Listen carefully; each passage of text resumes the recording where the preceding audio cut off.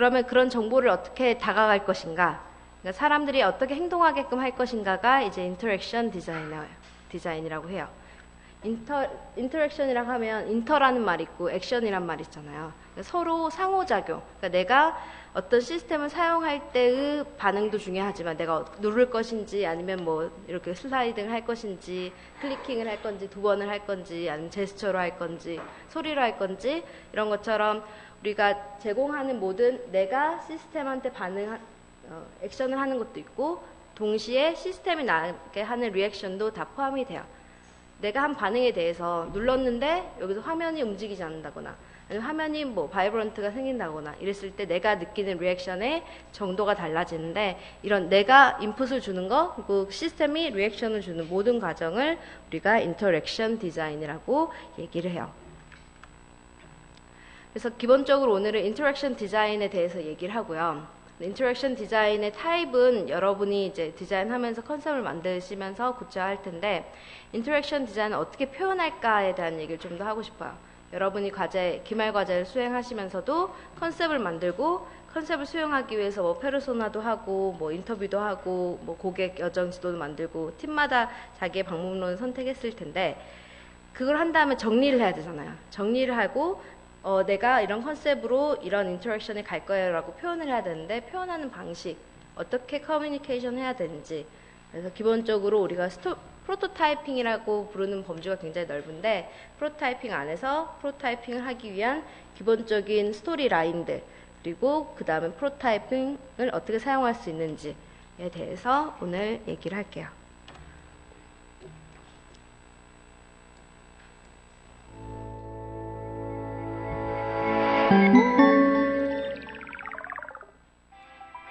At Siftio, we're inspired by the fun of playing with real objects using our hands. That's why we created Siftio Cubes, an interactive game system that combines the best of cutting-edge technology with timeless tactile play. The design has been compared to a combination of Apple, Lego, and Nintendo. We think that's pretty cool.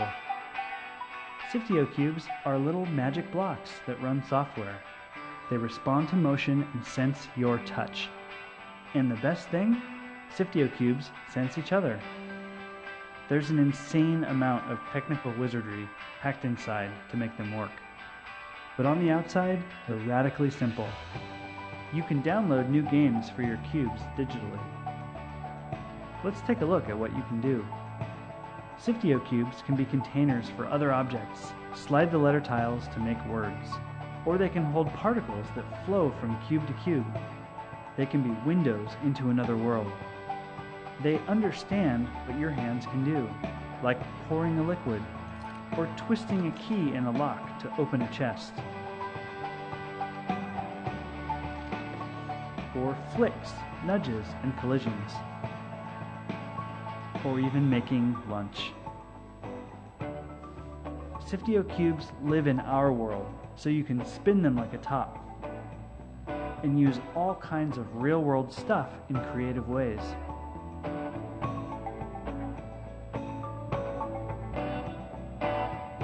Cubes are smart. You can play with other people and full-body gestures. You can have some amazing game experiences with Siftio Cubes right now. We're also hard at work coming up with new ideas that we think will blow your mind. Independent designers are signing up too. The teams behind Johann Sebastian Joust, Bit Trip Runner, Magic the Gathering, and Teenage Mutant Ninja Turtles are on board, and amazing games are in the works. And this is just the beginning. So get your hands on some Siftio Cubes today, and get ready to experience some little pieces of the future.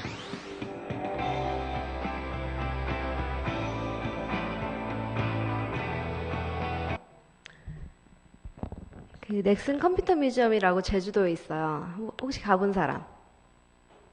그 어른들이 더 좋아하는데 가족끼리 되게 굉장히 많이 가는 뮤지엄이에요. 그러면 아이들이 제일 좋아하는 게 이 게임이에요.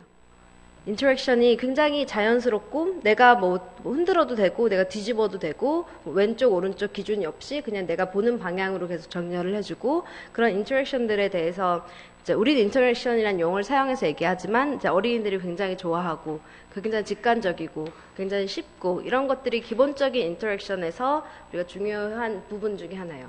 그리고 인터랙션을 만든다 하고 하면 새로운 인터랙션을 주기 위해서 기능들을 막 추가를 해요. 기능을 추가하다 보면 내가 평소에 쓰지 않는 인터랙션들이 들어가는 경우가 있고 그래서 더 똑같은 실행을 더 어렵게 만드는 경우도 많은데 정말 아까 얘기했던 인터랙션 할 때 기본적으로 우리가 사람하고 인터랙션 하는 것처럼 가장 명확하고 가장 쉬운 정보들이 우리가 직관적으로 왔을 때 가장 편안하게 느끼고 재밌게 느끼고 뭐 이런 부분들이 있어요. 그래서 여러분이 인터랙션 디자인을 한다라고 했을 때도 단순히 어떻게 하면 뭐 메뉴를 뭐 간단히 하고 클리킹을 할까 뭐 이런 거보다도 이렇게 굉장히 촉지적인 인터랙션을 사용하는 것도 하나의 방법일 수도 있고요. 아까 카드 같은 경우에 카드로 연구하시는 뭐 팀도 있을 거고 소셜 스와프 이런 얘기도 있을 텐데 실제 액션이 굉장히 심플해야 돼요. 굉장히 심플한 과정에서 사람들이 재미도 느끼고 우리가 주고자 하는 정보도 잘 이해할 수 있고요. 그런 부분 고민하셔야 되고요. 인터랙션 디자인이 어느 포지션에 있는가 하면 우리 첫 시간에 봤던 슬라이드예요. 기본적으로 휴먼 컴퓨터 인터랙션이라고 했지. 이렇게 하고 우리가 범주를 가지고 연구를 하는데 더 크게 인터랙션보다 더 큰 범위로 하면 유저 익스피리언스라는 개념이 있었고 그것보다 더 좁은 범위는 인터페이스라는 개념이 있었어요. 기본적으로 어떤 시스템이 있다라고 했을 때 시스템을 딱 첫 번째 봤을 때의 구조 내가 아직 클릭하거나 만지지 않았을 때 얘가 표현하고자 하는 내용들이 대부분 인터페이스에 담기는 거고 내가 이제 클릭을 하기 시작하거나 내가 뭐 어떤 제품을 이제 받아가지고 이제 오픈을 하기 시작하는 그런 행동 요소가 들어가는 순간 이게 모든 디자인에서의 인터랙션 요소들이 들어가게 되는 거고요. 그 다음에 행동을 해서 실제 사용을 한 다음에 마지막으로 정말 좀 장시간에 거쳐가지고 내가 사용하기 전과 사용하는 동안과 사용하기 후 그리고 사용한 후에도 뭐 몇 개월이 지난 다음에 내가 느끼는 감정까지 모두 포함한 게 유저 익스피리언스라고 우리가 얘기를 했어요. 기본적으로 처음 어떤 제품이 나오면 인터페이스에 굉장히 관심이 많아서 사람들이 GUI 디자인 굉장히 열심히 하지만 결국은 인터랙션 어떤 식으로 사용할 것인가 이런 부분 그리고 더 장기적으로 오래 남는 우리의 기억들은 또 유저 익스피리언스 개념들이 같이 들어간다는 거를 이제 포지셔닝 아시고 계셔야 되고 기본적으로 인터랙션은 상호작용이라고 얘기를 했고 굉장히 쉬워 보이지만 이거 굉장히 잘 설계하기는 어려운 부분인 것 같아요. 그래서 어떻게 하면 시스템이 나한테 반응하는 리액션을 잘하게 할 것인가의 관점에서 우리가 디자인하는 부분이고 리액션이 좋지 않으면 전체적인 경험에도 영향을 미칠 수가 있고 동일한 컨텐츠라도 얘가 음성으로 들려주는지 내가 아니면 화면으로 보여주는지에 따라서도 우리가 경험하는 그런 퀄리티가 완전히 달라지기 때문에 굉장히 중요한 요소 중에 하나고요. 그리고 우리 도만의 6가지 6단계 행위 이론 배웠던 것처럼 그때 왼쪽 서클은 내가 시스템에 어떤 영향을 미치는지 시스템에 인풋을 하는 과정 그 다음에 오른쪽 서클은 그때 배웠던 게 시스템이 나한테 주는 리액션 과정이라고 했는데 그런 전반적인 내가 시스템을 사용할 때 하는 과정 자체를 디자인하는 총체적인 모든 행동 과정에 대한 디자인을 우리가 인터랙션 디자인이라고 이야기를 해요. 우리가 인터랙션에 대해서 굉장히 많은 기대를 하고 있는 게 이런 부분이에요. 로봇 쪽. 우리 그때 상호작용 이야기 했을 때도 몇 번 예를 들었는데 기본적으로 앱이라든가 혹은 뭐 웹 서비스라든가 같은 경우에는 인터랙션에 대해서 그렇게 기대하진 않아요. 기본적으로 클릭하는 그런 구조를 가지고 있고 정보 자체가 굉장히 많기 때문에 하지만 정보가 많이 없고 좀 더 사람들이랑 만난 접점이 더 많은 경우 정보는 많이 없는데 내가 어떤 행위를 계속 클릭을 해야 된다든가 내가 따라다녀야 된다든가 내가 뭐 배터리를 바꿔줘야 된다든가 이런 식으로 정보 자체는 심플하지만 소비자가 계속해서 로봇 혹은 컴퓨터를 만나는 횟수가 많은 경우에는 사람들의 기대치가 굉장히 높아지고 거기에 따라서 인터랙션 디자인 자체도 고민들이 많이 필요하고요. 기대치가 높다 보니까 굉장히 좋은 디자인을 제공하고 있음에도 불구하고 사람들이 계속해서 불만족스러운 이제 컴플레인을 많이 하는 경우들이 있고요. 인터랙션 디자인이 단순히 반응을 빠르게 해주고 정확하게 해주는 걸 넘어서서 어떻게 하면 좀 더 감정적인 부분들, 내가 기대하는 로봇에 대해서 기대하는 혹은 내가 그 제품에 대해서 기대하는 그런 감정적인 요소까지도 인터랙션이 계속해서 포괄하고 있는 그런 상황이에요. 이런 것들 다 인터랙션 안에 들어가요. 웨어러블 인터랙션들. 예를 들어서 뭐 슈즈 같은 경우에는 굉장히 연구가 많이 되고 있는데 이런 것들도 개발했었어요. 저희 학부 학생이 했던 건데 기본적으로 우리가 어른들 보시면 왼쪽 다리랑 오른쪽 다리가 조금 불균형하게 걷는 부분들이 있어요. 그렇게 되면 계속 다리를 저는 것처럼 걷게 되는데 간단히 음악적인 인터랙션이라고 하면 우리 메트로놈이라고 하잖아요. 피아노 위에 보면 똑딱똑딱 해가지고 속도를 알려주는 거. 그런 옆에서 똑딱똑딱 하고 일정한 큐라고 하는데 일정한 정보만 줘도 그 다리를 좀 불규칙하게 걷는 노인들도 정확히 걸을 수가 있게 돼요. 그 옆에서 이런 인터랙션, 음악적인 큐를 주는 거죠. 그런 아이디어를 착안을 해가지고 운동화에다가 내가 걸을 때 계속해서 하나의 리듬을 반복적으로 들려주면서 그 속도에 맞춰가지고 절지 않고 그 걸을 수 있도록 재활하는 데 쓸 수 있는 그런 신발들도 개발되고 있고요. 자신의 보폭이라든가 보행 패턴에 따라서 알맞는 속도를 계속 큐를 메트로놈처럼 주는 거죠. 이런 것들도 인터랙션 중에 하나고요. 인터랙션 폭이 여러분 생각하는 화면에서의 인터랙션 말고 이런 식으로 실제 내가 착용했을 때 인터랙션도 있는 거고 그 다음 최근에 나왔던 것들은 이제 삼성에서 나왔던 게 버블 인터페이스 계속 돌리면 버블처럼 계속 커지고 뭐 줄어들고 이런 식으로 보여주는 부분들 이런 것들은 좀 더 퍼니 재미감을 어떻게 더 줄 수 있을까에 초점이 돼 있고요.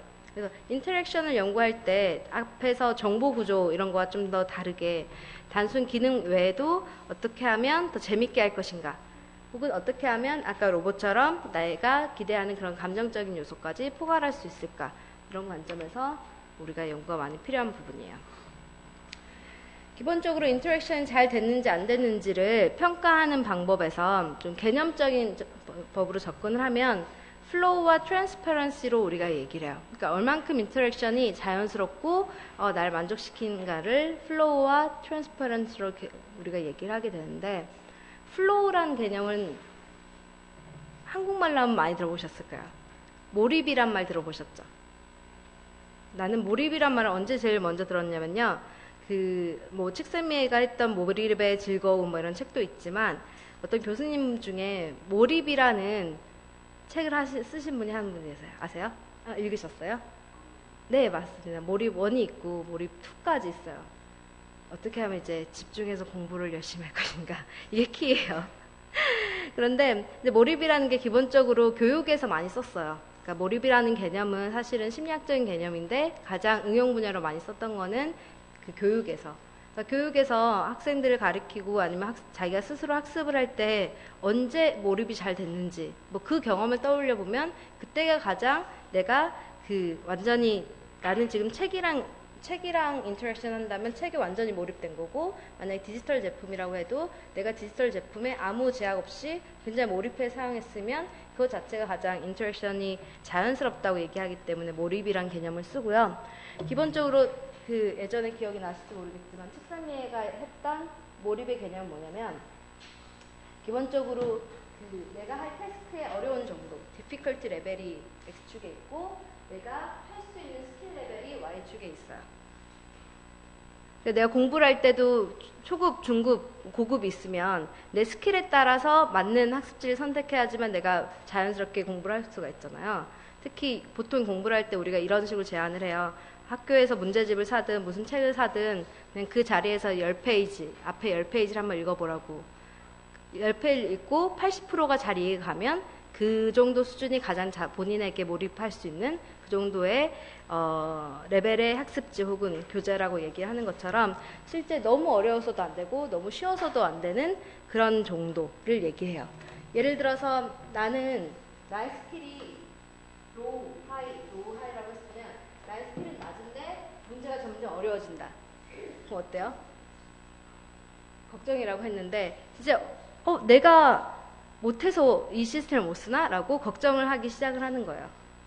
근데 만약에 내 스킬, 내가 굉장히 전문적으로 디지털 제품을 사용한 사람이고 스마트폰도 있고 웨어러블 디바이스도 있고 이런 사람들 같은 경우에는 기본적으로 스킬 레벨이 있는데 너무 단순한 인터랙션을 요구되면 또 너무 지겨운, 그래서 이 정도, 이 안에 지겨운 정도와 내가 걱정하기 시작하는 그런 정도 사이에 내 레벨에 맞는, 그리고 내가 생각하는 사용자 수준에 맞는 정보를 보여주고 정보를 인터랙션 할 수 있게 하는 게 몰입에서 가장 중요하다라고 얘기를 하고요. 그러니까 너무 쉽게 설계돼도 안 되는 게 자기 사용자 수준에 맞춰야 된다는 게 굉장히 중요한 개념 중에 하나예요.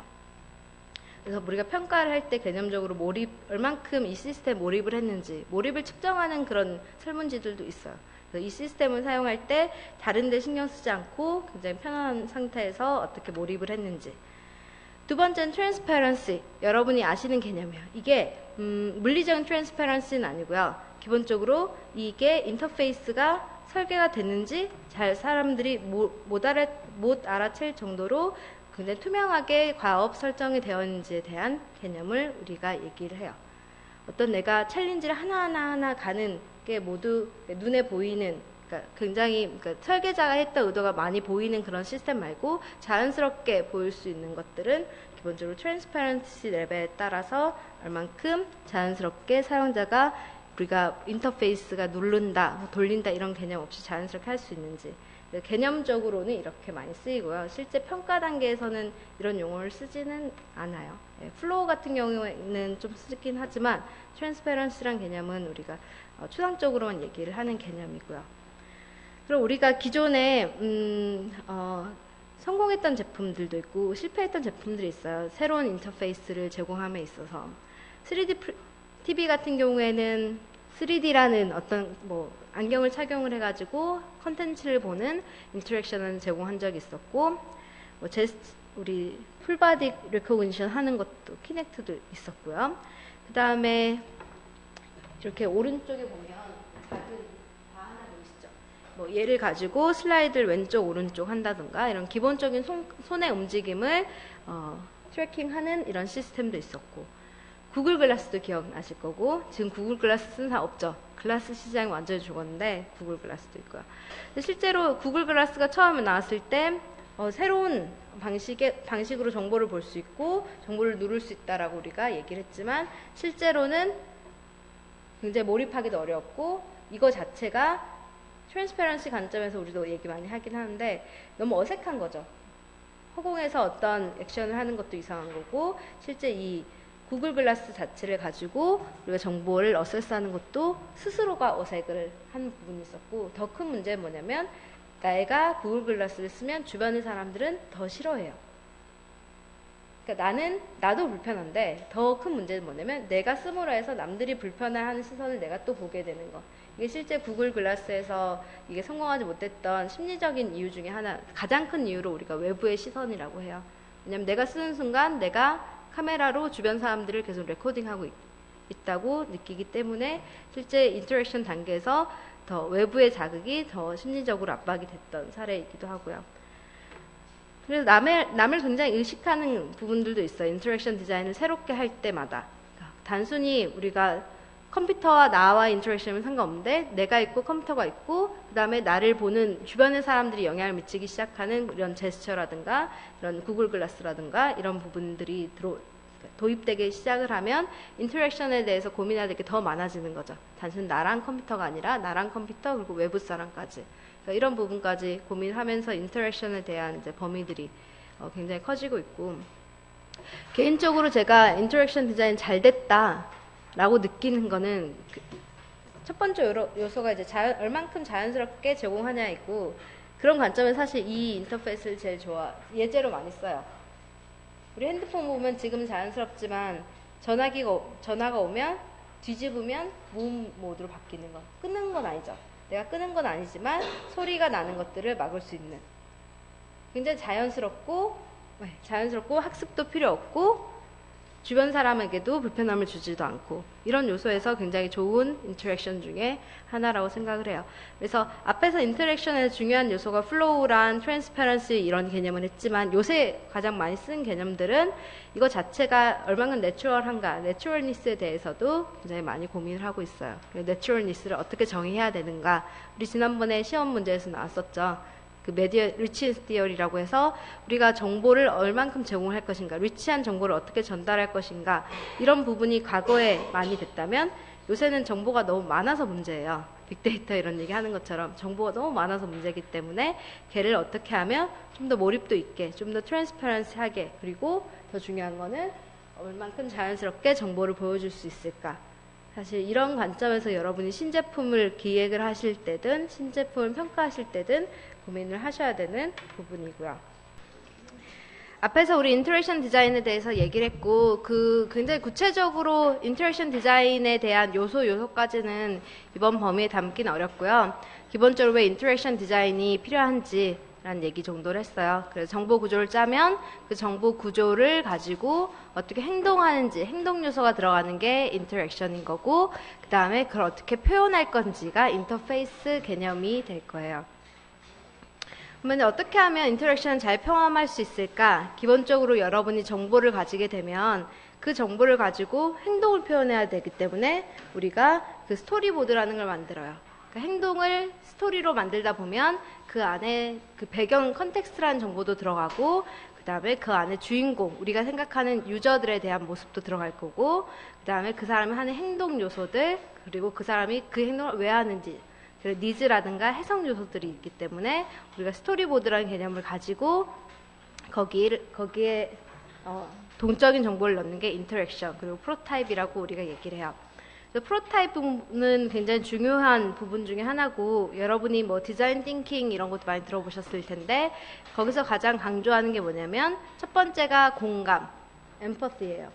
우리가 여러분 공감이라는 키워드가 2015년부터 굉장히 뜨고 있고, 사람들이 공감을 하기 위해서 어떤 식으로 뭐 사회적인 행동을 해야 된다든가 뭐 이런 거에 대한 디자인을 하기 마련인데, 프로타이핑에서 가장 중요한 게 첫 번째는 공감을 하기 위한 것, 그리고 프로토타이핑에서 또 중요한 것은 어떻게 하면 빨리 많이 만드는가. 사실 이게 핵심이에요. 프로토타이핑 하는 방법론 해가지고 책도 많이 있고 여러분 교재에도 굉장히 길게 나와 있을 텐데, 제가 여러분한테 강조하고 싶은 거는 프로토타이핑 할 때는 가장 먼저 빨리 만드는 방식에 대해서 고민하셔야 되는 거고, 두 번째로 프로토타이핑을 통해 가지고 결국은 커뮤니케이션용이기 때문에 커뮤니케이션을 하려면 공감을 해야겠죠. 왜 이런 프로토타이핑이 만들어졌는지, 어떤 걸 표현하고 싶은 건지, 사실은 그 부분이 가장 중요해요. 그래서 예전에 무슨 프로토타이핑을 한다라고 하면 기본적으로 그 제품을 시판하기 전에 어떤 에러는 없는지를 확인하는 그런 과정이었고, 고가로 작업이 되는 경우가 많았지만, 우리 여기 인터랙션 디자인, 그리고 우리가 말하는 인간중심 디자인에서 얘기하는 프로토타이핑은 계속 얘기하지만 고객이랑 내 사용자랑 대화를 하기 위해서 필요한 물품이 프로토타이핑이 되는 거예요.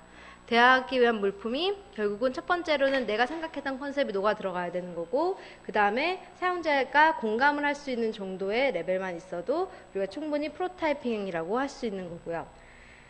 그렇게 프로토타이핑을 통해 가지고 어떤 엠퍼시에 대해서 고민을 해보고, 그걸 통해 가지고 만들다 보면 또 생각하는 게 있거든요. 그런 부분들에 대해서 인스피레이션도 얻고, 그 다음에 빨리 여러 개를 만들어서 테스트할 수 있게 하는 게 프로토타이핑의 가장 중요한 개념이에요.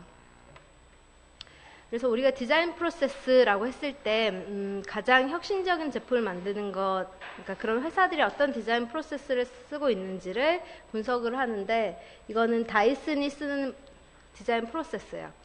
디자인 프로세스 첫 번째 1번부터 이제 쭉 넘어가게 되는데, 다이슨이 우리 에어블레이드 있죠. 손 넣어가지고 그 물기 제거하는 그 시스템을 만들었을 때 어떻게 했을까? 첫 번째는 가서 봐요. First thing first라고 했는데, 가장 먼저 새로운 아이디어를 보려면 우리가 새로운 타입의 어떤 물기 제거기를 만들기 위해서는 기존의 사람들이 어떻게 하고 있는지를 봐야겠죠. 당연히 첫 번째 해야 되는 게 observation인 거예요. 그래서 이 친구들도 실제 기존의 핸드 드라이어들에 대해서 분석을 해보고, 사람들이 어떤 식으로 사용하는지에 대해서도 관찰을 해보고, 두 번째 단계는 간단하게 펜으로 그리는 거예요. 여러분 펜을 가지고 드로잉을 한다에 대해서 굉장히 거부감을 가진 분이 굉장히 많은데, 아까 첫 번째 오전에 보여줬던 동영상에서도 보면 굉장히 재밌는 인터랙션을 만드는 이제 그 교육용 게임 같은 경우에도 그 컨셉 디자인 하기 위해서 그냥 네모 4개 막 그려가지고 만들잖아요. 그러니까 굉장히 화려한 2D 디자인이 필요한 게 아니라 기본적인 개념을 연결할 수 있는 정도의 그런 스케치면 돼요. 펜 투 페이퍼라는 우리가 스케치를 통해 가지고 우리가 개념적으로 고민을 해보고, 그 다음에 가장 중요한 게 이 부분, 이걸 가지고 만들어 봐요. 뭐 치수 재거나 이러지 않고 만들어 보는 거야. 소프트 목업이라고 하는데, 그냥 뭐 스티로폼 같은 거 자르거나 아니면 페이퍼 같은 거 잘라 가지고 한번 만들어 보는 거죠. 만들어 보다 보면 손이 들어가기 위해서는 어느 정도 폭이 가장 적당한 것인가, 이런 것들을 치수로 재는 게 아니라 만들어 보면서 이 정도면 편안하네 라고 바로바로 테스트를 하는 거예요. 기본적으로 여기서 프로타입이라고 했을 때는 페이퍼나 혹은 스티로폼을 가지고 소프트 목업을 하는 부분들이 있고요.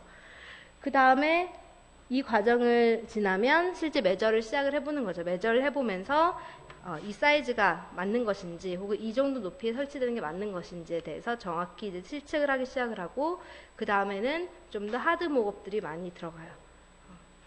요새는 3D 프린팅도 대중화됐기 때문에 이런 하드 모델을 만들면서 트라이얼 에러를 계속 하게 되고, 실제로 천여 개, 우리가 1500개라고 보통 하거든요. 1500개 정도의 프로타이핑을 만들고 나서야 우리가 시판할 수 있는, 그 다음에 또 테스트를 하겠죠. 제조 공정에 대한 테스트를 하고, 그런 과정을 거쳐가지고 이제 이러한 오른쪽에 있는 제품을 만들게 되는 거예요. 그래서 그 다이슨이 디자인 프로세스 관련돼서 인터뷰한 자료들을 보면 항상 얘기하는 게, 이 친구들 제일 잘하는 거고 자기들 잘할 수 있는 거고 자기들 항상 사용하는 방법론이 프로토타이핑이라고 해요. 보통 일반적인 디자인에서는 이게 프로타이핑이라는 것은 결과론적으로 보는 경우가 많아요. 그리고 막 디자인을 하면 프로타이핑은 결과 아웃컴이라고 생각하는 경우가 많은데, 얘네들은 프로타이핑 하는 그거 자체를 동사로 그게 디자인 프로세스라고 생각을 하고 실제 개발을 진행할 때도 이런 식으로 진행을 하고요.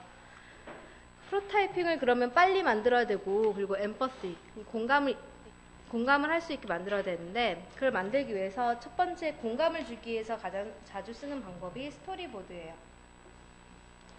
페르소나 같은 경우는 한 사람에 대한 내용을 쭉 쓰는 거였고, 고객 여정 지도 같은 경우에는 그 사람의 하는 행동들에 대한 접점을 얘기했다면, 스토리보드는 좀 더 큰 개념으로 그 시스템을 왜 사용하는지, 그리고 그 시스템을 사용하는 컨텍스트, 그리고 배경들이 다 들어갈 수 있도록 하는 게 스토리보드예요. 기본적으로 이제 프로타이핑과 스토리보드를 포함을 해서 어떤 식으로 표현됐을 때 고객과의 접점들이, 고객과의 공감 이해도가 더 넓어질 수 있을까, 이거를 이제 오른쪽 그림에서 보여주고 있는데요.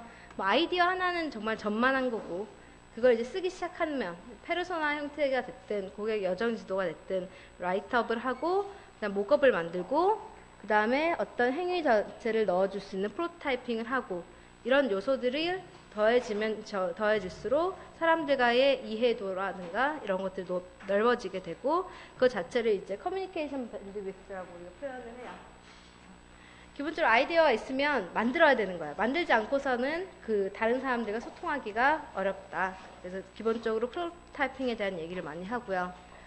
여러분 스토리 만든다고 했을 때 저희도 그렇지만 스토리보드 만들 때 뭐 디자이너를 위한 스토리보드 이런 건 없고, 우리가 만화를 제작하든 영화를 제작하든 영화자들이 만든 스토리보드 이런 책을 많이 봐요. 걔네들이 어떤 식으로 스토리보드를 만드는지. 그래서 디자이너들도 마찬가지고 실제 스토리보드를 만드는, 다른 분야에서 만드는 그런 형식들을 좀 가져와서 우리 제품에 대해서 소개하게 되는데, 기본적으로 여기서도 가장 중요한 게 공감, 어떻게 공감할 수 있는 내용인가. 공감을 하려면 구체성이 필요해요. 그냥 어떤 사람이 새로운 시스템, 웨어러블 디바이스를 샀는데 뭐 착용을 하고 클릭을 하니까 시계가 나오더라, 뭐 이렇게 나와버리면 구체성이 없죠. 근데 인터랙션을 사용할 때 회의 장소에서 중요한 연락이 왔기 때문에 뭐 소리로 하지 않고 다른 액션으로 시계를 봤다든가 아니면 이메일을 확인했다든가 업무를 해결했다든가 이런 식으로 구체성이 없으면, 구체적인 대상이 없으면 공감을 얻기가 굉장히 힘들어요. 스토리보드 만들 때는 정말 구체적인 내용들이 포함이 돼야 되는 거고, 그리고 보통 재밌는 스토리, 말 잘하시는 분들 있죠. 우리가 뭐 컬투 이런 애들도 같은 스토리지만 얘가 어떻게 표현하느냐에 따라서 사람들이 아 이게 진짜 재밌고 관심 있고 중요하구나라고 느끼는 그런 경험들이 다를 텐데, 스토리보드는 기본적으로 우리가 얘기하는 스토리, 그러니까 기승전결이 포함돼야 되는 것을 얘기를 해요. 단순히 기능에 대해서 쭉 나열한다. 그래서 우리 제품 좋아요. 이거는 스토리보드가 아닌 거죠. 여러분이 추가로 스케치를 활용할 수도 있어요. 이미지를 사용하되 뭐 엄청 이미지 잘 그리라는 게 아니라 요새 뭐 만화 만들어주는 그런 앱들도 많이, 사컷 만화 만들어준 그런 앱들도 있고 그런 것들도 활용해도 되고, 그래서 어떤 식으로든 뭐 비주얼 정보를 사용하게 되면 좀 더 그 스토리보드가 풍성하게 보일 수 있고요. 그 스토리보드는 딱 한 개는 아니에요. 원래 기승전결이라고 했기 때문에 가장 사컷으로 명확하게 이 제품의 정보를 보여줘야 되는데, 만약에 기능이 여러 가지인 경우에는 컷을 늘리기보다는 기승전결의 하나의 세트, 그러니까 세트를 하나 만들고 다른 기능을 강조하고 싶으면 그 기능이 가장 필요한 상황, 그리고 그 기능을 필요로 하는 그런 사람을 중심으로 다른 또 사컷이 만들어지는 형태로 진행이 돼야 돼요. 스토리보드가 엄청 길면 안 되는 거예요. 굉장히 명확하게 하나하나 세트로 대응되는 스토리들을 만들어줘야 되고, 이걸 기반으로 우리가 보통 프로토타이핑을 시작을 합니다. 기본적으로 4가지 스토리보드의 구성 요소들이 있어요. 우리가 항상 뭐 만화를 만들든 영화를 찍든 똑같은 스토리예요. 첫 번째는 컨텍스트, 이야기가 전개될 배경. 우리가 쓸 제품이 뭐 회사에서 쓴 제품인 건지, 가정에 쓴 제품인 건지, 병원에 쓴 제품인 건지, 어떤 그 사용이 될 배경이라든가 혹은 시간적인 정보라든가 이런 배경 정보들이 들어가야 되는 거고, 그 다음에 이제 주인공이 필요할 텐데, 그 주인공은 기본적으로 첫 번째로는 여러분이 만든 뭐 페르소나에서의 가장 핵심이 되는 타겟을 중심으로 우리가 스토리를 만들고요. 그 다음에 그 사람이 어떤 활동을 했는지, 이 제품과 어떤 인터랙션을 했는지, 활동 정보들. 이때는 활동을 할 때 이미지로 다 표현이 안 된다면 우리 혼잣말 하듯이 이렇게 말풍선 같은 것도 만들죠. 이런 식으로 말이나 생각, 혹은 내가 말로는 표현하지 않았지만 생각하고 있는 것들을 뭐 구름풍선 이런 것들을 이용해서 감정을 표현할 수도 있고, 그 다음에 얼굴 표정에서 그 사람의 그 현재 모습을 보여줄 수도 있고요. 그 다음에 가장 중요한 거, 내가 새로 만든 제품이나 서비스의 기능들이 표현이 돼야겠죠. 기본적으로 스토리 만들 때는 구성 요소가 언제 어디서 사용되는지에 대한 그런 구체성이 있어야 되고, 누가 사용할지에 대한 구체성이 있어야 되는 거고, 특별히 이 제품이 사용될 때의 활동이 뭔지에 대한 구체성, 그리고 우리가 기능에 대한 구체성. 스토리보드를 작성하는 방식은 이렇게 기승전결이 굉장히 명확하게 줘야 되는데, 우리가 기승전결이란 말은 여러분 많이 들어보셨을 거예요. 네, 기라고 하면 어떤 문제가 촉발돼야겠죠. 촉발되기 위해서 실제 사용하는 컨텍스트와 이 사용자의 목표가 명확하게 설정이 돼야 됩니다. 그리고 두 번째로 전개되는 과정에서 문제점이 있어야겠죠. 내가 어떤 걸 해결하고 목표를 세웠는데 이게 전개되는 과정에서 어려움들이 있게 되거나 이랬을 때의 문제점이나 니즈, 동기들이 설명돼야 되고, 절정의 단계에서 우리의 제품이 딱 나와줘야겠죠. 절정의 단계에서 나와줘서 이 제품을 사용함으로써, 이 서비스의 기능을 사용함으로써 앞에 그 전개에서 나왔던 문제가 해결되는 그런 피크점이 나오고, 그 다음에 결말, 실제 이걸 사용하니까 나중에 어떻게 되더라, 기대 효과까지 들어가는 그런 사컷으로 대부분 표현을 해요. 첫 번째 뭐 예를 들어주면, 어떤 새로 나온 인터넷 결제 시스템이 있는데 뭐 새로운 주문이 들어왔는데 그걸 처리하는 직원이 찾는 어떤 정보를 검색하는데 필요한 내용들이 들어가게 되고, 그 다음에 전개 과정에서 검색을 하려고 하니까 지금 외근 나가 있어가지고 정보를 이제 정확히 검색할 수 있고, 그 컨택 포인트를 못 찾았을 때 그런 문제점이 이제 현재의 문제점, 현재의 니즈들이 나오게 되고, 절정 단계에서는 그걸 해결해야겠죠. 나의 새로운 시스템이 어떻게 해결하게 해줬는지, 뭐 이런 말풍선들을 이용해서 구체적인 정보를 표현을 해주고, 마지막에는 이제 우리가 뭐 시간을 세이빙할 수 있어요. 효율적이에요. 이런 식으로 기대 효과에 대해서 정리하는 기본적으로 4가지 컷으로 우리가 작성할 수가 있어요. 실제로 내 컷으로 내 제품을 만드는 거 굉장히 어렵습니다. 왜냐하면 내가 어떤 제품을 만들기 시작을 하면 그 제품이나 서비스에 애정을 갖기 시작을 해요. 그냥 특별한 기능도 아닌데 굉장히 멋있는 것 같고 포장하고 싶고 보여주고 싶고 보여줄 게 너무 많은 경우가 많아요. 근데 소비자는 그 모든 기능이 하나하나 추가됐다고 해서 그 기능에 대해서 더 좋은 영향을 받는다기보다는 명확한 내가 이 제품을 새로 구입해야 되는 명확한 이유 한계가 필요한 거예요. 그걸 표현하기 위해서 이런 식으로 사컷으로 만들기도 하고요. 실제 이것도 학생들이 했던 작품들인데 연인 사이에서 뭐 여행 계획을 짰는데 어떻게 하면 좋을까, 뭐 여행 추천 서비스에 대해서 내가 만들었다고 하면 그 사람이 실제 상황, 컨텍스트, 이게 가족하고 가는 여행인 건지 연인이랑 가는 여행인 건지 혹은 기념일이 있는 건지 이런 그 기승 연결해서 기를 하는 거고 처음 발단을 하는 거고, 그 다음에 전개에서는 여기서 니즈라든가 현재 문제점 보여주고 어디로 갈지 모르겠다, 산으로 갈지 해외로 갈지 잘 모르겠다, 너무 디시전 내리기 너무 어렵다, 이런 문제점이 보여지면 그 다음에 세 번째 단계에서는 우리의 시스템을 통해 가지고 어떻게 해결할 수 있는지가 보여주고 마지막에 그걸 통한 기대 효과들이 표현되는 그런 식으로 사컷으로 우리 제품과 기능에 대해서 표현할 수가 있고요.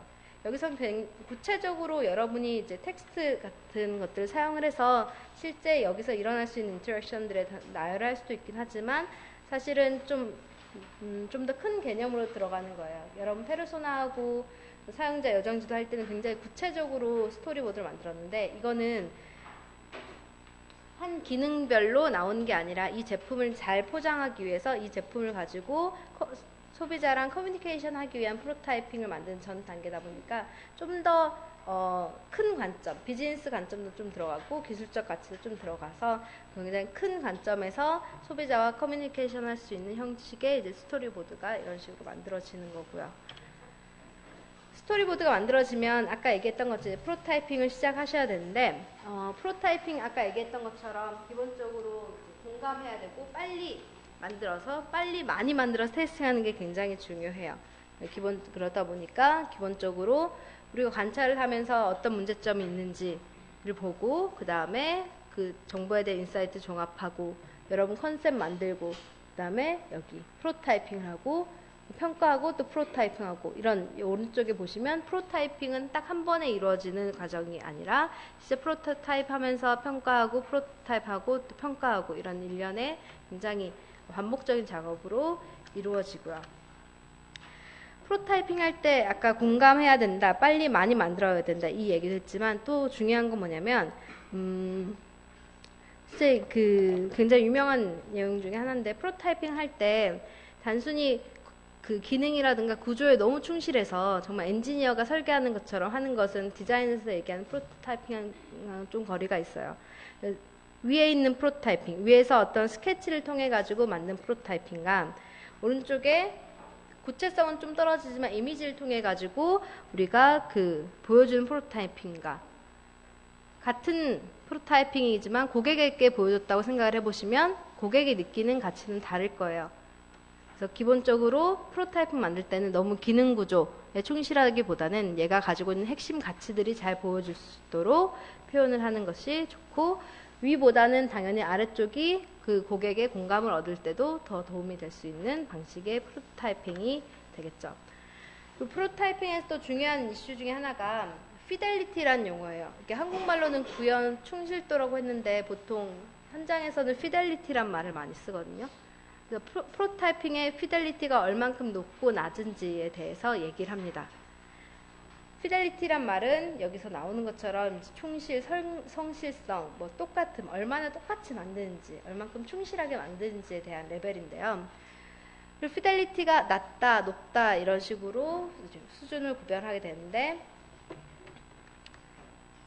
이 밑에 앱을 개발한다고 했을 때 보시면 왼쪽은 그냥 간단히 펜 투 페이퍼로 만들었던 프레임이고, 거기에 이제 기본적인 와이어프레임들을 입히고, 그 다음에 여기에 아이콘이 붙여지고, 그 다음에 좀 더 스토리가 나오고, 일정 관리를 했을 때 태스크가 좀 구체화되고, 그 다음에 오른쪽 가면 완전히 인터랙션, 실제 어떤 내가 버튼 눌렀을 때 여기 활성화되는지까지 다 표현된다면, 피델리티가 높은 쪽이 당연히 오른쪽, 되는 거고, 피델리티가 낮은 거는 왼쪽이 되는 거죠.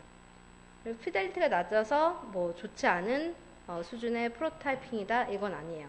근데 피델리티에 따라서 실제 우리가 상황에 따라 필요한 그런 구현 충실도가 달라지는데, 기본적으로 우리가 피델리티가 낮다라고 하는 것은 아까 얘기했던 건 스케치 이런 건 좀 피델리티 낮은 단계일 거고, 만약에 피델리티가 더 높다라고 하면 이제 컬러링하고 렌더링 해가지고 굉장히 화려한 디자인 했을 때 피델리티가 높은 디자인일 거예요.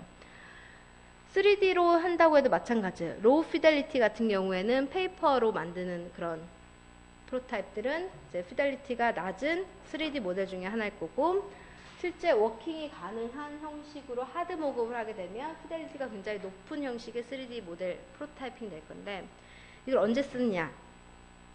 구현 충실도가 높으면 높을수록 우리가 사용하는 기능이라든가 기능 구조라든가 그 다음에 인터랙션들이 잘 표현이 될 거예요.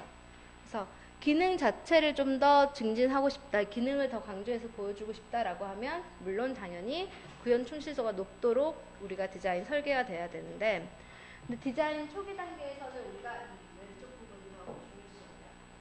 그러니까 스케치가 되는, 스케치하는 단계, 그리고 차르브로 만드는 단계, 이런 페이퍼로 만드는 단계의 프로타이핑은 기능을 여러 개, 10개를 다 표현할 수는 없지만, 여기 보이죠? 창의성 관점에서 훨씬 좋은 거예요. 어떻게 하면 더 창의적인 디자인을 할까라고 했을 때는 일부러 우리가 프로타이핑을 완벽하게 만들지 말라고 해요. 색깔 입히지 말고, 그 다음에 두께 생각하지 말고, 그냥 얘가 주고 싶은 기능이라든가 컨셉을 잘 보여줄 수 있는 것을 만들라고 얘기를 해요. 피델리티를 낮추면 낮출수록 더 좋은 디자인이 될 수 있는 거예요. 실제로 우리가 디자인할 때도 뭐 의사 선생님이라든가 실제 디자인이랑 가깝지 않은 사람들한테 보여줄 때 우리가 일부러 이제 로우 피델리티의 인터페이스나 로우 피델리티의 그런 프로토타입을 가져가는 경우가 있어요. 그러니까 단순히 우리가 만약에 어떤 새로운 병원에 쓸 수 있는 투약 관련된 앱을 만든다고 했을 때 뭐 이러이런 컨셉에 이런 기능이 들어갔으면 좋겠어요. 뭐 이런 걸 만들게요라고 하면 그 클라이언트인 의사 선생님은 보통 만들어 보세요라고 해요. 굉장히 긍정적으로 얘기를 하세요. 근데 우리가 얘기했을 텐데 긍정적인 피드백은 둘 중에 하나예요. 정말 좋거나 혹은 관심이 없거나. 실제 설문조사 해보면 그냥 네네네 그냥 보통이에요, 괜찮아, 이런 거는 정말 좋은 경우는 거의 없고 그냥 관심이 없고 다만 내가 스타벅스 쿠폰을 받았기 때문에 그냥 좋다고 대충 해주는, 그러니까 그 정도의 피드백이 많아요.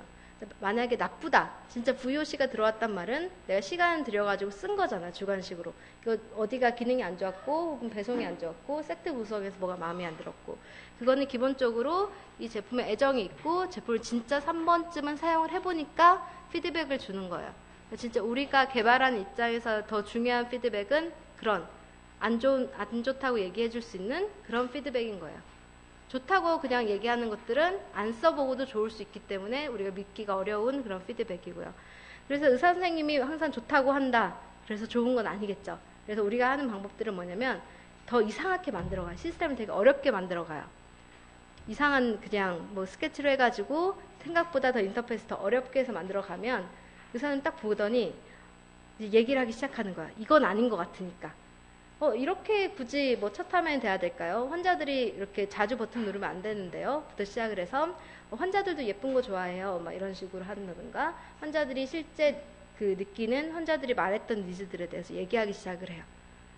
왜냐면 내가 봐도 이상하니까. 의사 선생님 봐도 왜 이렇게 디자인 됐을까? 왜 메뉴가 3개일까? 2개여도 될 것 같은데 메뉴 너무 많은 것 같은데, 이런 식으로.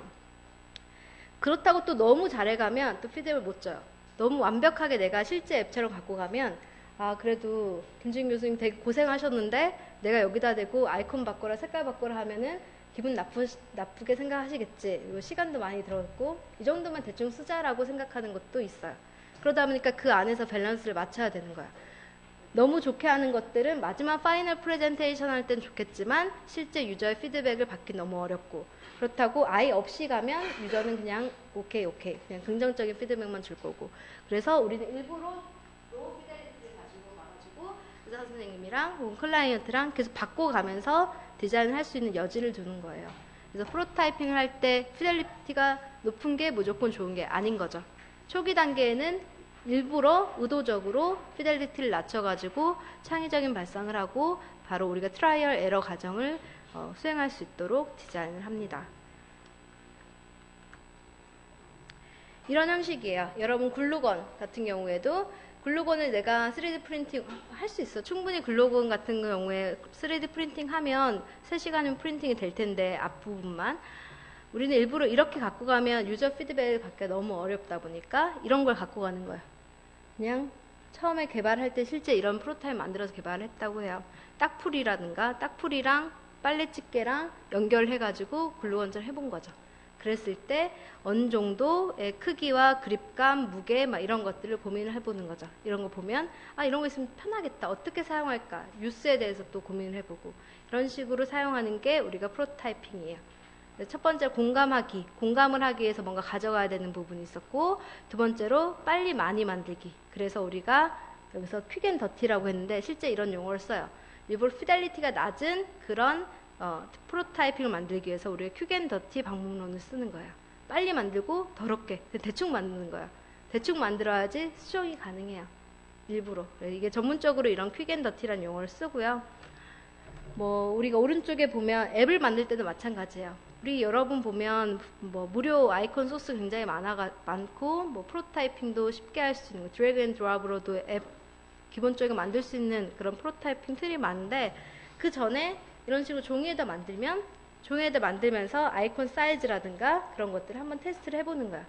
그랬을 때 협력적으로 같이 아이디어를 공유하기도 쉽고 바로바로 펜으로 사이즈라든가 이런 것들도 수정이 가능하기 때문에 일부러 우리가 충분히 무료로 만들 수 있고 금방 만들 수 있겠지만 아이콘을 일부러 종이에다 쓰고 사이즈도 만들어 보면서 우리가 프로타이핑을 하게 돼요. 프로타이핑은 가장 중요한 게 우리가 보통 뭐 2D, 3D 이렇게 나누지 않고 구현 충실도, 그러니까 피델리티 개념으로 프로타이핑을 요구를 하고 실제 고객 뭐 사양서 했을 때도 피델리티 개념으로 우리가 얘기를 합니다. 그러니까 피델리티가 낮은 것부터 높은 것까지 초기에 컨셉 검증을 하기 위해서는 피델리티가 낮은 단계에서 우리가 디시전을 하나씩 내리기 시작을 하고요. 기본적으로 가장 낮은 게 잘 안 보이네요. 스케치 부분. 가장 펜앤페이퍼로 내가 컨셉을 보여주는 거. 이 단계가 될 거고요. 그 다음에 페이퍼 프로토타입이라고 해가지고 실제 그 종이로 보여주는 부분들. 그 다음에 혹은 PPT로 와이어프레임 보여주는 경우도 있어요. 와이어프레임 보여주는 부분. 그 다음에 이미지 파일로 보여주는 것들. 그 다음에 실제 개발 가능한 그런 형식으로 좀 더 높은 품질의 프로타이핑을 보여줄 수 있겠고요.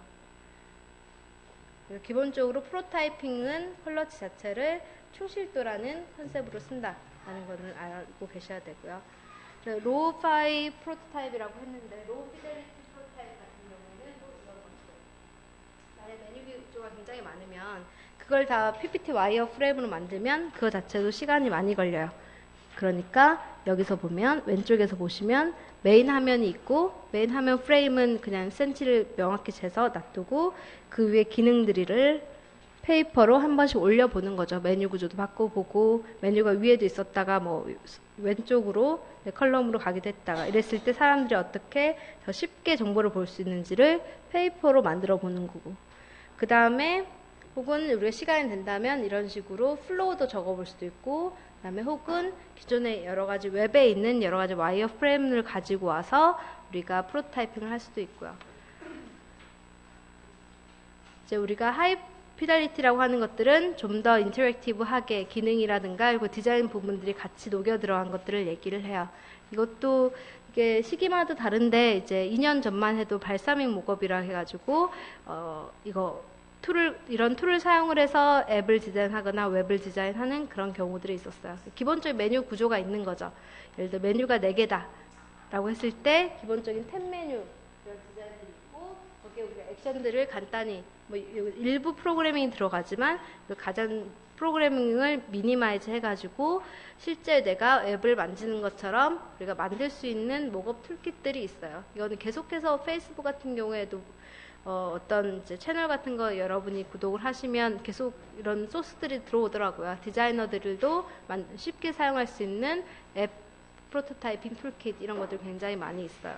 이런 것들 사용하거나 뭐 애플 쿠커라든가 뭐 앱 인세컨즈라든가 뭐 이런 것들이 다 이런 하이파이 프로토타이핑을 하기 위해 도와주는 그런 툴들이고요. 아까 오전에 리틀비츠 얘기했었는데 이거 한번 더 보여드리면, 이거는 앱이나 웹 같은 경우에 할 수 있는 프로토타이핑이지만 만약에 제품 디자인 하게 되면 좀 더 인터랙티브한 그런 프로토타이핑이 필요할 텐데, 그걸 도와주는 게 이런 툴들이에요.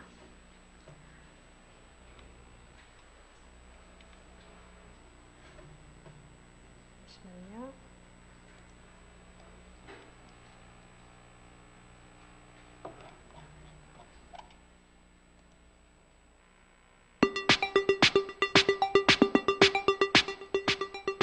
기본적으로는 이런 툴박스가, 이 툴박스 안에 아까 얘기했던 것처럼, 여기 얘기했던 것처럼 하나는 노트 역할을 하는 거, 하나는 뭐 스위치 역할을 하는 거, 하나는 어떤 레벨을 정할 수 있는 거. 그러니까 레벨 정한다는 게, 이 레벨을 정하는 거랑 뭐 빛을 주는 LED랑 연결이 됐을 때 LED 강도가 변해지는 거, 저항값을 바꿔주는 것들, 뭐 이런 것들이 하나하나 모듈로 되어 있어요. 이걸 붙이면 프로그래밍 없이 어떤 제품을 만들 수 있어요.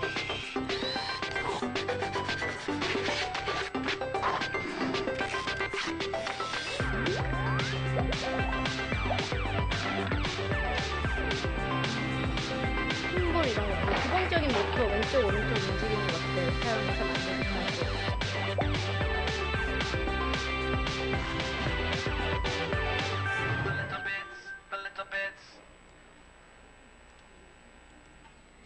또 하이 피달리티 우리 프로타입 만들기 위해서 리틀비츠가 가장 최근에는 많이 쓰고 있는 그런 툴킷이에요.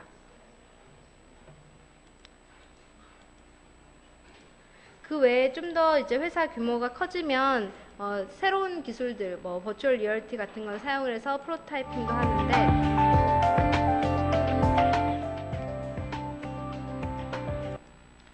헤드업 디스플레이 같은 경우에 헤드업 디스플레이가 윈드 스크린 앞에도 있을 수 있지만 뭐 본네트 쪽에 있게 된다면 어떤 느낌일까, 그 다음에 어떤 정보들이 보여줘야 될까에 대해서 생각을 할 수 있는데, 이런 것들을 VR을 한번 프로젝션 해보는 거예요.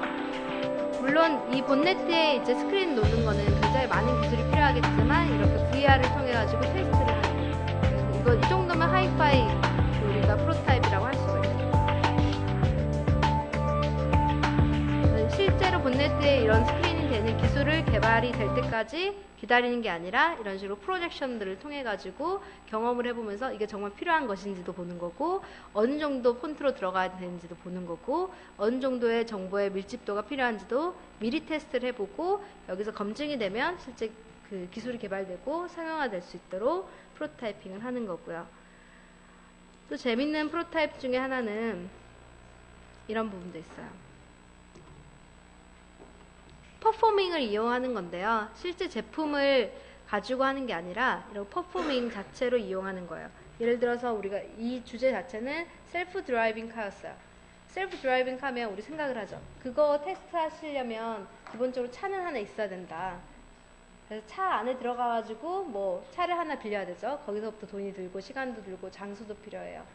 근데 그렇게 하지 않고 그냥 차라고 있다고 생각을 하고 그 안에서 있을 수 있는 인터랙션들을 이런 액터들이 한번 행동으로 보여주는 거예요. 내가 혼자 탔을 때, 그 다음에 내가 내리고 두 번째 사람이 왔을 때, 뭐 둘이 탔을 때 그 어색함, 혹은 두 명이 탔는데 한 명이 음식을 먹기 시작했을 때의 그런 불쾌함이 있을 수 있다든가, 혹은 어린이랑 같이 탄 사람이 있었을 때는 어떤 식으로 그 뒷사람이나 앞사람이 반응하는지, 이런 것들도 그 연극을 통해 가지고 프로타이핑을 해보는 거예요. 이것도 하나의 프로타이핑이라고 할 수 있어요. 근데 차나 이런 것들이 없이도 가능하다는 거예요. 이런 생각들도 굉장히 재미있는 발상 중에 하나고요.